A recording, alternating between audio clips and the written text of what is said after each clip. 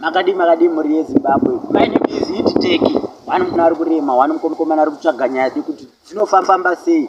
Izvo ndine vanhu vari kukoporana, macelebrity. Hanzi vari kurowana kuti kopo iwe. Ichi ndeche wani munhu anobva pamasvingo akaenda kuHarare akanozonzi Baba Harare. Wani munhu watinoziva achinzi Panganayo yakazosviti Java. Ava rume vari kukoporana. Java hanzi vasenda imbwa, pane imbwa yavasenda vachiti hanzi ndokunzi Baba Harare vasati vane rasta. Varowa kunzi kopo. Aiyo sanyepirwe. Zvaizvezvi Baba Harare vane chavakanda paFacebook. Aiwa, hanzi munhu amenoti iri mukondomu here kana tiri paye. Baba Harare vari kurema.